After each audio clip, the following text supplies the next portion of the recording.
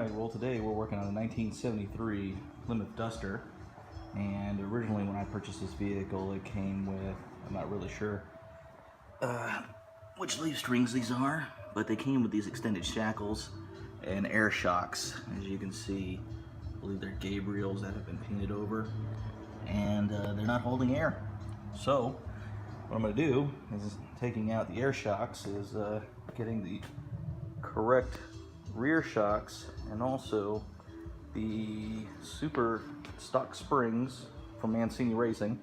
And I got two sets here, one for the 71 Demon and then one for the 73 Duster.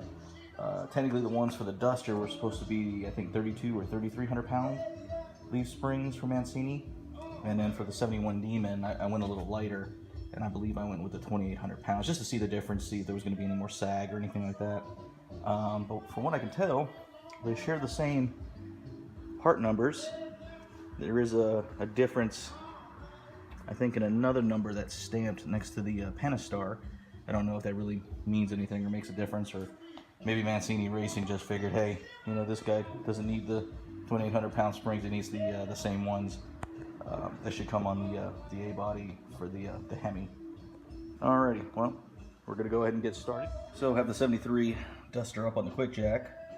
I have our low profile racing jack kind of holding up the center section of the rear differential for support.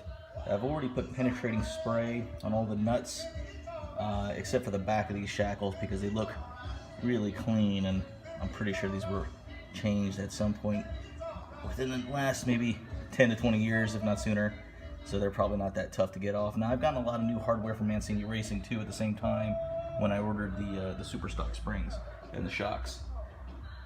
Alright, so I'm going to go ahead and get started with probably disconnecting the air shocks first, and then I'll work on the leaf spring U-bolts, and then that plate, the shock plate or leaf spring shock plate, and then I'll work on loosening the other nuts for the back bracketry of the leaf springs.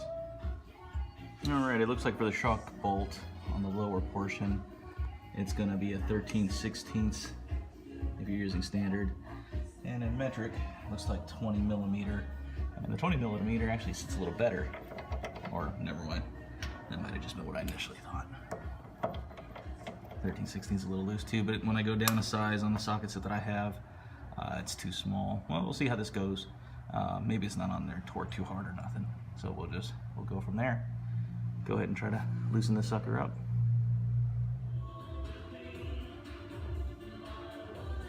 Well, it ended up that the upper nut was not even hand tight, so I guess it was a good thing that I decided to do this today. So with it being hand tight, it was very easy to just come off and then plop the air shock off the car. I cut the air line, we're not reusing it, and you know, it's not like I'm going to sell it and somebody else would be using it, so it'll definitely be gone. I'm going to go ahead and start on these other bolts on this driver's side leaf spring and see how that goes as far as loosening everything up. Alright, so it looks like for the leaf spring U-bolt plate slash shock plate, where the lower part of the shock mounts, it looks like it's going to be a 17 in metric or an 11/16 in a standard deep socket to fit those nuts right there on those U-bolts. I'm going to go ahead and loosen those up, and then we'll see how it goes. Now for the back of the rear leaf spring shackles, and it's going to be a 9/16 deep socket in standard. And then for metric, it looks like a 15 for mine in order to fit over that. And you're going to have two of them. One up top, one on bottom. The reason I'm doing this is because in order to take those bolts out, I'd be hitting my frame. So technically, it'd be just easier to take the rear leaf spring hanger bracket, I guess that's what that's called. Alright, so here you got the four nuts for the front of the leaf spring, and it appears to be a 9/16 deep socket as well, which would be a 15 millimeter in metric. I'm going to go ahead and loosen these as well, and that would technically be everything holding the leaf spring on. I'm leaving the tire on purpose because I'm thinking I can do all of this without having to take the tires off. save me a little bit of work. Alright, so here I am now. I've taken off the old leaf spring on the driver's side. It's kind of a mess right now. And I bought pretty much what I thought I would need from Mancini Racing. I mean, you see the new rear shackle. That's the old shock plate where the leaf spring set on. I've got the new front spring hanger. That's got the 2 levels of adjustment. I think it's like an inch difference depending on which hole you go with. I'm going to go ahead and go with the bottom hole because I want the most height. And since I got the rear shocks that are specific for the super stock springs, I should be good that way. We'll see what the pinion angle's like. Maybe it's not that bad. I know some guys get concerned about the degrees and how it affects the differential with the drive shaft and how it spins. You know, that part of the angle affecting vibration. But I guess we'll see what happens. I have all new hardware, new U-bolts. You can see I got a new plate.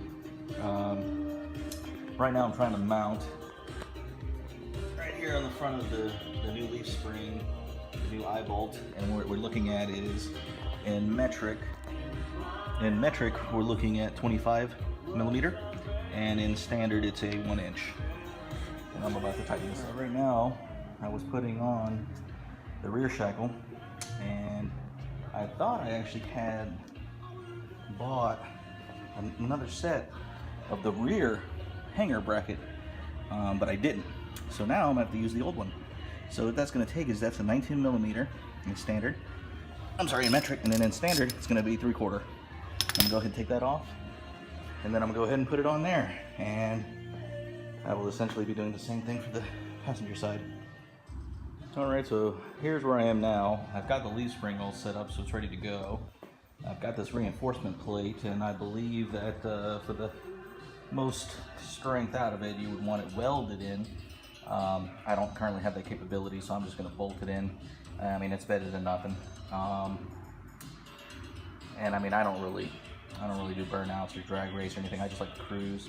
And then I got that new hardware right there. I'm going to actually have to wait for some help. Definitely having a second set of hands is worthwhile when putting the leaf spring back in. It's a little challenging for just one person to hold up the leaf spring and then try to get some nuts in on the bolts, or to get the bolts in the rear side. So it's just easier if I just wait for somebody. And I highly recommend that if you could do it with a friend or someone to give you an extra set of hands to help you out, it'll definitely make it easier and go a lot quicker.